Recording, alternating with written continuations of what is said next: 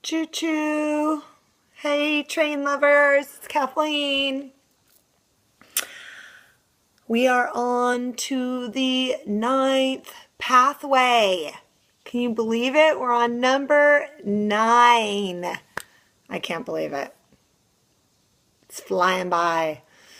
Actually, if you're following any of the writing, we're on the 11th, although I'm behind on the videos. So anyway, the 9th pathway is I act freely when I'm tuned in, centered, and loving, and I avoid acting when I am emotionally upset and depriving myself of the wisdom that flows from love and expanded consciousness.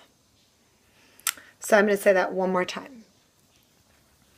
I act freely when I'm tuned in, centered, and loving, and avoid acting when I'm emotionally upset and depriving myself of the wisdom that flows from love and expanded consciousness.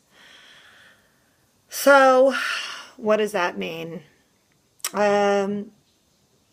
Think of a situation where you were caught up, you were creating frustration, anger, annoyance, intolerance, impatience, and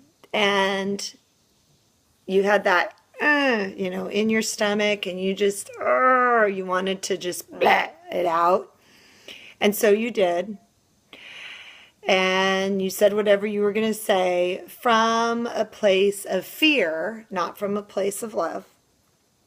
Because anytime you are caught up, you are responding to programs that have been placed by your family or friends or school teachers, society.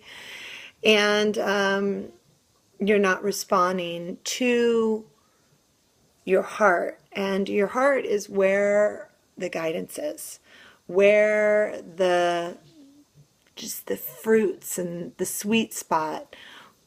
And so when you react to something that doesn't meet your models from a place of addiction or fear,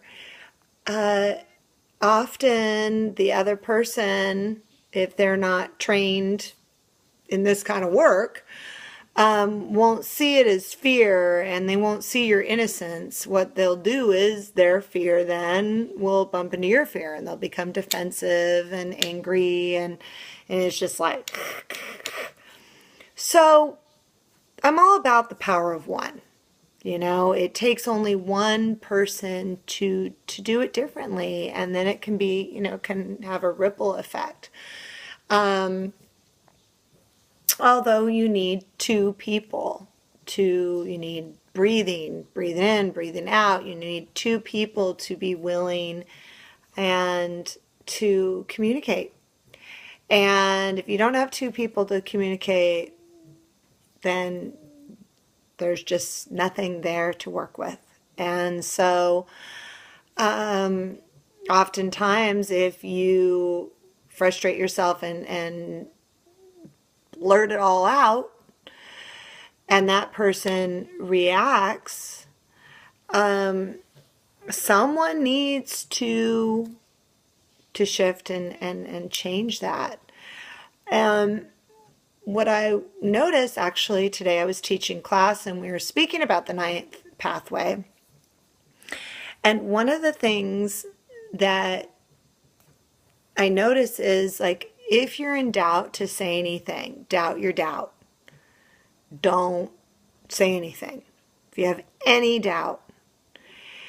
And often we want to take that pressure off of us. It's just like, and so we take it off and just let people, tell them what you're thinking and all that. And the problem is with thinking changes and feelings change moment to moment based on program, hormones, stress level, pain, if you're in a lot of pain, if you're tired. All these things affect our feelings, and what maybe would upset us in one moment wouldn't have upset us in the next. And that's why do not act unless you're free. And I am learning this more and more and more. I mean, it just doesn't work. It's best to just be silent. You know, my practice husband and I went out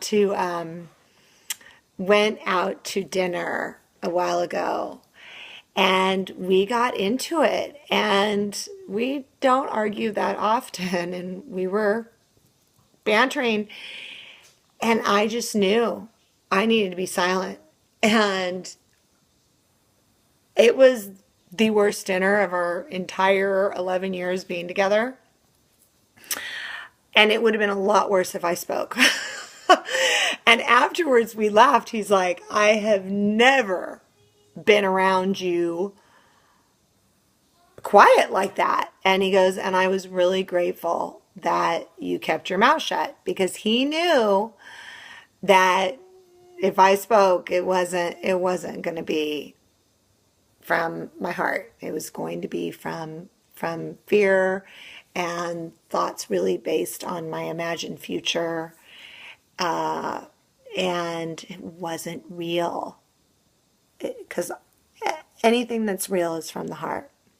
Everything else is just illusion based on our programming. Period. That's it.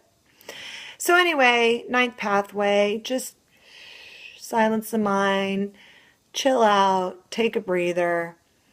There's no need to act really quickly. You know, it's best to just not act if you're gonna flip out. So anyway, that's all I've got, folks. So I hope you are enjoying your week, and we'll be on to the 10th soon. Bye now.